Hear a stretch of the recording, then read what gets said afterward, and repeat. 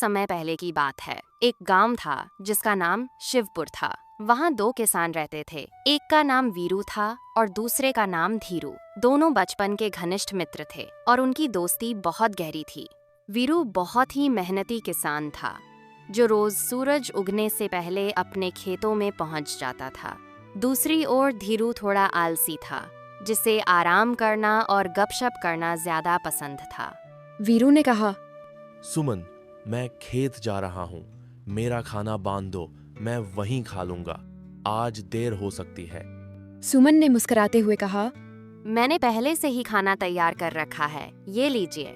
बच्चों को मैं स्कूल छोड़ दूंगी, आप चिंता मत कीजिए। इधर धीरू के घर में सुबह देर तक नींद चल रही थी।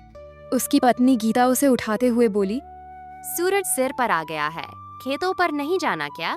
क्या हो गया भाग्यवान, सुबह सुबह क्यों चिल्ला रही हो? आपको अपने आलस की कीमत एक दिन चुकानी पड़ेगी। धीरू बोला। ठीक है, अब उठ ही जाता हूँ। नाश्ते में दाल चावल देखकर वो बोला। कोई सब्जी नहीं है क्या? गीता बोली, पिछली बार की फसल के पैसों से यही बना पाई हूँ। सब्जी चाहिए तो मेहनत करिए। वीरू खेत में पूरी लगन से हल चला रहा था, जबकि धीरू थोड़ी देर काम करके आराम करने लगा। इसी दौरान वीरू खाना खाने बैठा ही था कि वहाँ एक साधु बाबा आए।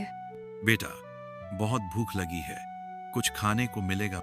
वीरू ने श्रद्धा से अपना खाना बाबा को दे दिया और कहा, बाबा, मेरी पत्नी ने बहुत स्वादिष्ट खाना बनाया है, आप खाइए। बाबा ने कहा। तुम्हारा कल्याण हो बेटा, मैं तुम्हें कुछ विशेष देना चाहता हूँ। बाबा ने अपनी झोली से कुछ बीज निकाले और दोनों को दिए। ये जादुई बीज हैं, इन्हें मेहनत और प्यार से सिंचना, तभी ये फल देंगे। दोनों किसान घर लौटे और बीजों को लेकर चर्चा करने लगे। वीरू ने अपनी पत्नी सुमन से कहा, मैं कल सुबह ही इन बीजों को बो दूंगा।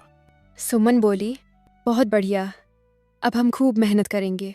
उधर धीरू ने भी बीज बो दिए, लेकिन सोचने लगा, इतनी मेहनत क्यों करनी, ये तो जादुई बीज हैं, खुद ही फल देंगे।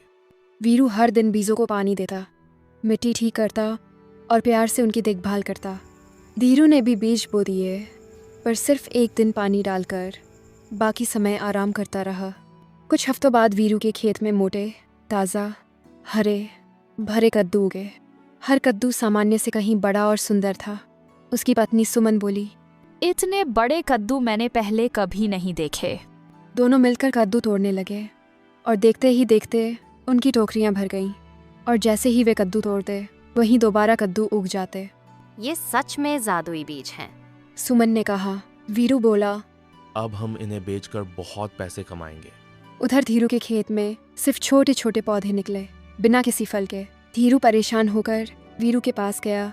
लगता है बाबा ने मुझे नकली बीज दिए थे। वीरू ने कहा, नहीं दोस्त, बाबा ने हमें एक जैसे बीज दिए थे, फर्क सिर्फ मेहनत और देखभाल का है।